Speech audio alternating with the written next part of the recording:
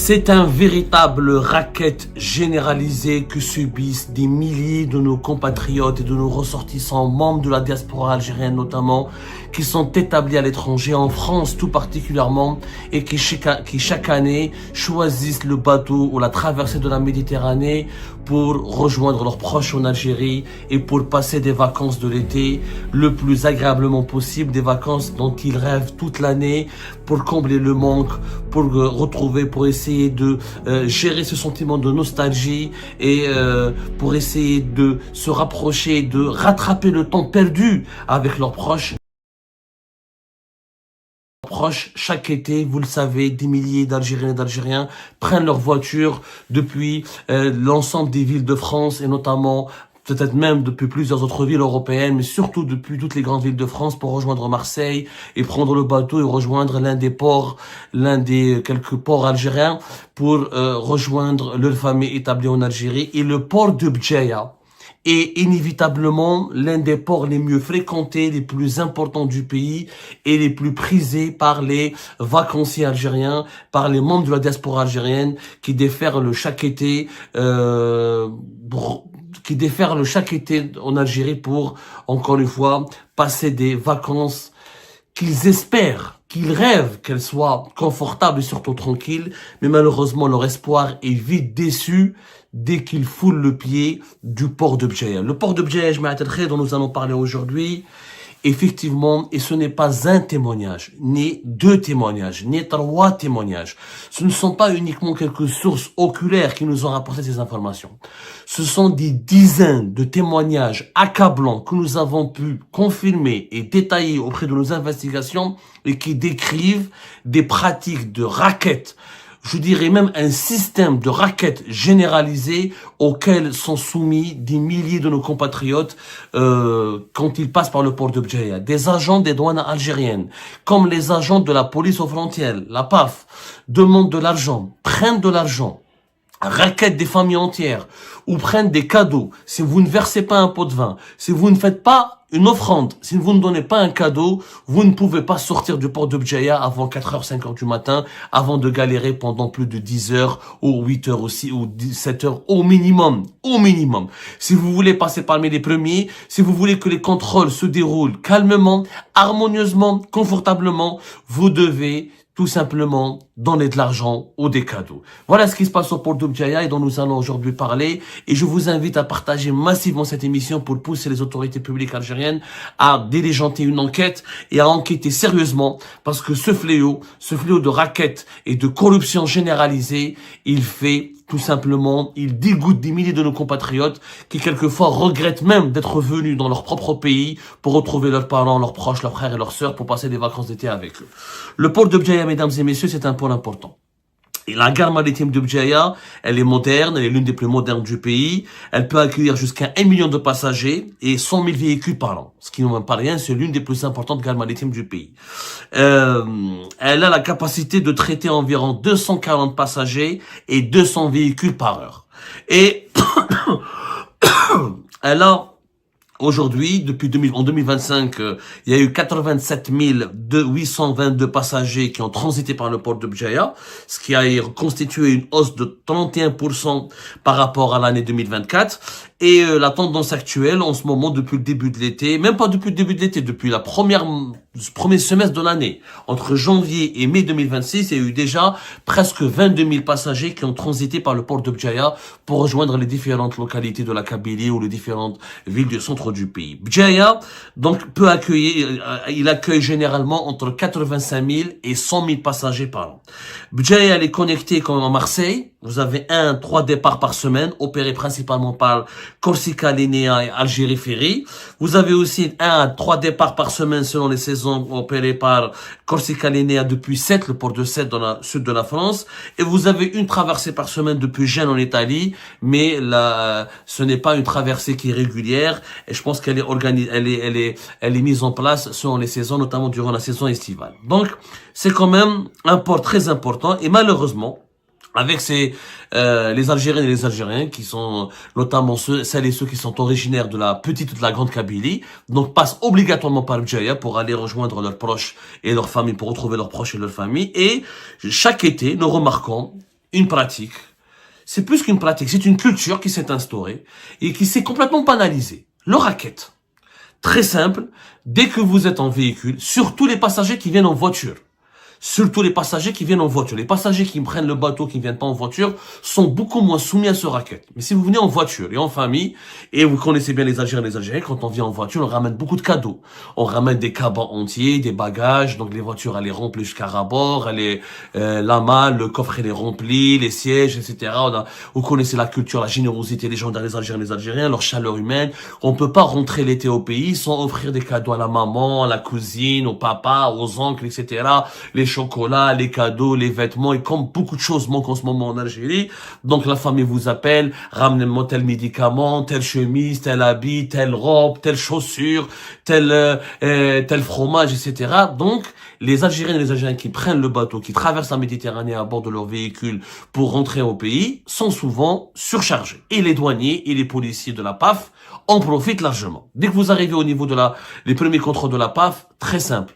Les policiers viennent vous voir, ils vous le disent, clairement, et je défie les autorités algériennes d'aller placer une enquête, d'envoyer des enquêteurs avec des caméras cachées, de faire une immersion, envoyer des enquêteurs en immersion avec des caméras cachées et des micros, et qu'ils enregistrent tout simplement ce que les policiers et les douaniers font au port de Bdjaïa. Le policier arrive, il a des premiers contrôles. Vous voulez passer parmi le policier comme directement, il dit directement à la femme, aux pauvres immigrés. Vous voulez passer parmi les premiers. Vous voulez pas rester 5 heures, 10 heures ou là, pas presque toute une journée, toute la nuit ici au port de Bdjaïa. عطني شويه paye خلص لي عشاء غير يقول لك خلص لي عشاء. Qu'est-ce que tu as à m'offrir pour dîner? 100 euros, 150 euros, 200 euros. Même si tu donnes, il faut donner au moins 50 euros. Tu donnes pas entre 50 et 200 euros, tu passes pas. On te ralentit au contrôle, on te recale, on te demande d'aller à côté, on laisse les autres passer avant toi qui donnent de l'argent. Et si tu veux pas donner de l'argent, tu dois donner des cadeaux. Des cadeaux.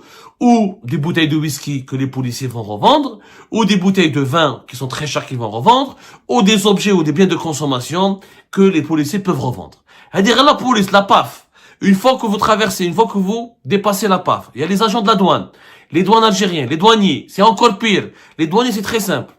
Dès qu'ils vous contrôlent, alors c'est simple, ou tu lui donnes de l'argent, sinon il va te contrôler pendant des heures, il va te ralentir, il va t'emmerder, il va te pourrir la vie. Il va te prendre toujours un objet, il va te trouver toujours une anomalie ou là, une irrégularité à signaler et tu payes et va te le saisir. Ou tu le payes, tu lui donnes des cadeaux. Les douaniers kiffent. Sauf que les douaniers prennent plus d'argent que la PAF. Que les policiers de la PAF. Les policiers de la PAF sont moins gourmands quand même que les douaniers. Alors les douaniers, 300, 400 euros si tu veux pas te emmerder, c'est la voiture, elle est surchargée. Si tu es avec une famille nombreuse, c'est un tarif. Si tu viens en couple, c'est un autre tarif. Et si tu peux pas donner de l'argent, et si tu n'as pas de liquidité, parce qu'ils prennent pas des dinars. Ils prennent pas les dinars. Les douaniers, il n'a pas besoin de dinars. Il veut prendre les euros qu'il va revendre au marché informel pour encaisser, pour vraiment prendre une plus-value. Donc, ils veulent, ou tu leur donnes des billets en euros, ou ils te donnent des cadeaux. Les cadeaux, c'est simple. T'as une trottinette, en plus, et va te la saisir. Ou je te la saisis, ou tu me la donnes, et je te saisis rien. Ou je te prends des bouteilles de whisky, ou je te prends des baskets, ou je te prends un cabas de vêtements, ou tu lui donnes des cadeaux, une montre, un téléphone, ou de l'argent. Tu donnes rien, tu passes pas. Tu restes, tu tournes, t'es bloqué au niveau des contrôles, ou tu fais l'objet de saisie, tu fais l'objet d'un contrôle rigoureux et contrôlé approfondi, tu es emmerdé et tu ne sors pas du port en bonne santé, ni en bonne santé physique, ni en bonne santé morale. Et ce sont des pratiques systématiques. À chaque fois qu'un bateau débarque des voyageurs, un bateau en provenance de Marseille ou de Sète, les centaines de passagers qui débarquent au port de Bdjaïa subissent tous les mêmes passent tous par ce système broyeur, la broyeuse, par cette machine infernale du racket. Tout le monde subit la même épreuve. Tu payes, tu donnes des liquidités, ou tu donnes des cadeaux. Et les douaniers te le disent. Moi, j'ai raconté des témoignages où des douaniers s'approchent des pères de famille, ou des maris qui viennent uniquement avec leurs femmes. Ils leur disent, écoute, c'est simple. Va derrière le comptoir, tu me laisses telle bouteille, telle trottinette, telle basket, attends, dans ta voiture, j'ai vu t'as un vélo, tu me le laisses, ou là je vais te saisir, ou là je vais t'emmerder. Si tu veux passer tranquillement, et si tu veux pas perdre ton temps, et tu veux pas perdre, rester pendant des heures toute la nuit ici, ou toute la journée ici, bah tu me donnes quelque chose, tu la laisses derrière le comptoir, ou là tu me donnes directement, laisse-moi sur le pare-brise de l'argent, ou là mets-moi une enveloppe, tu lui donnes 300 ou là 200 euros, sinon tu passes pas. Et c'est systématique. D'ailleurs, ce système, c'est tellement répandu, ces pratiques se sont tellement enracinées, se sont tellement solidifiées, se sont même pétrifiées. Ça relève de la pierre. C'est comme si c'est des règles, des lois inscrites dans la pierre. Je crois que des lois, ou là une loi, le racket et la corruption, là une loi. Willow, celles et ceux qui passent, qui font souvent les traversées, qui voyagent souvent entre Bjaya et Marseille, Bjaya et Sète, par exemple, ils préparent un petit budget pour la corruption. Des pères de famille, et même des mères de famille, des personnes âgées, ils sont rackettés. Quand il y a Abdou, si on paye pas, on va être maltraité, on va être persécuté, et on va passer, il y a quelqu'un qui a refusé de payer, il est resté jusqu'à 3 heures du matin, de 16 heures jusqu'à 3 heures, 4 heures du matin pour sortir, parce que je cherche une porte de Bjaya. Un enfer. Il m'a dit, j'ai vécu un enfer. Donc les gens préfèrent payer. Ils leur disent, voilà, je préfère donner une trottinette, je préfère donner une bouteille de parfum, je préfère donner des liquidités, je préfère donner 200, 300 euros, je préfère donner tout ce que je peux donner, juste qu'ils ne m'emmerdent pas, qu'ils ne me harcèlent pas, qu'ils ne me saisissent pas des biens. Parce que malheureusement, les Algériens et les Algériens, quand ils viennent de l'étranger chaque été, ils sont obligés de ramener tout ce qui manque à leur famille et de faire plaisir à leur famille. Malheureusement, ce que beaucoup d'Algériens et d'Algériens ne savent pas, c'est que les douaniers corrompus ou les policiers de la PAF corrompus profitent d'une législation algérienne qui est archaïque. Il faut savoir que la législation algérienne, il y a un seuil légal en vigueur, le seuil légal à partir duquel les douaniers peuvent saisir des biens, ils peuvent soumettre les voyageurs algériens à des taxes douanières de 30%, c'est un seuil minimal de 150 000 dinars. Il faut savoir que la réglementation des douanes algériennes, elle fixe le seuil, ce qu'on appelle le seuil de franchise voyageur à 150 000 dinars algériens. Ce montant s'applique à tous les particuliers, qu'ils soient nationaux résidant en Algérie ou les Algériens résidant à l'étranger, ou les étrangers qui viennent dans le pays. C'est-à-dire qu'en dessous de 150 000 dinars, vos effets personnels, les cadeaux, les marchandises transportées dans vos bagages entrent en franchise totale des droits et taxes et vous payez rien. Ton bagage personnel, si les valeurs transportées dans ton bagage, dans tes bagages personnels, ne dépassent pas la barre des 150 000 dinars, tu payes rien. Mais si ça dépasse, si les biens qui sont dans tes bagages, leur valeur dépasse les 150 000 dinars, eh ben là, il faut payer une taxation forfaitaire fixe de 30% de la valeur. Tout ce qui dépasse 150 000 dinars en dinars, hein, si tu convertis la valeur en euros, en dinars, tout ce qui dépasse le montant, l'équivalent de 150 000 dinars, 15 millions de centimes, eh ben les Algériens et les Algériens, normalement les voyageurs algériens sont obligés de payer une taxation forfaitaire de 30%. Tout ce qui est en plus, tout ce qui dépasse cette limite, le surplus, l'ensemble, après, c'est le douanier qui apprécie. Si on applique, normalement, cette loi n'a aucun sens. Cette réglementation douanière, elle n'a aucun sens. 150 000 dinars, c'est quoi? C'est même pas 700 euros. 700 euros, taux de change, même pas taux de change officiel, même pas 700 euros, entre 600 et 700 euros. Je vous laisse calculer, là, au 280, etc. Entre 600 et 700, il y a même pas 700, des fois, même pas 600. Quitte là, l'euro quand il dépasse les 280. C'est-à-dire, si j'achète un téléphone pour ma mère, ou j'achète une montre pour mon frère, ou j'achète quelques baskets, ou j'achète quelques chocolats, quelques fromages, j'ai déjà dépassé la barre des 150 000 dinars. Donc, si cette réglementation est appliquée à la lettre, toutes les Algériennes et tous les Algériens, toutes les familles algériennes qui entrent au pays chaque été, doivent payer des taxes douanières au montant phénoménal. Donc, les autorités algériennes observent un principe de complaisance. Ils disent aux douaniers, soyez complaisants, les 150 000 dinars, c'est rien.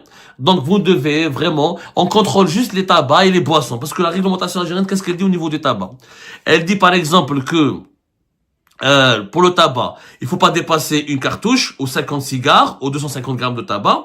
L'alcool, il faut pas dépasser 2 litres de vin ou 1 litre de spiritueux. Et le parfum, 50 grammes de parfum et 250 millilitres d'eau de toilette. Donc, si on applique cette réglementation en Algérie, tout est saisissable. Et les familles algériennes qui entrent au pays chaque été doivent payer sur tous les produits qu'elles transportent ou qu'elles veulent offrir à leurs proches.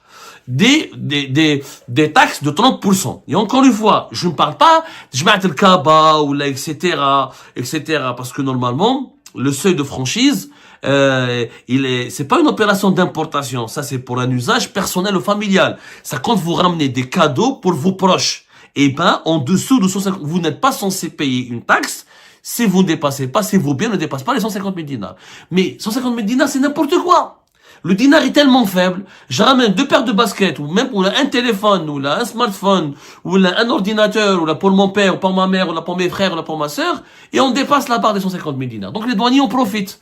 Si tu leur donnes pas un pot de vin, si tu leur verses pas de la corruption, si tu leur donnes pas un cadeau, c'est très facile pour eux de vous saisir. Ah, ok, je te saisis. Tu as les bagages, tu dépasses 150 000 dinars, tu payes 30% sur toute la valeur, et tu te retrouves à payer une fortune. Donc les douaniers savent très bien que tout le monde est obligé de payer. Parce que la législation douanière algérienne, elle est archaïque. Elle n'a aucun sens. Vu que le dinar, il est très faible, il n'a pas de valeur, il est en effondrement, on devrait revoir ce seuil. On devrait revoir ce fameux seuil de la taxation forfaitaire douanière qui fixe à 30%. On devrait, les seuils de franchise de bagages devraient évoluer. On devrait le mettre au moins à 500 000 dinars.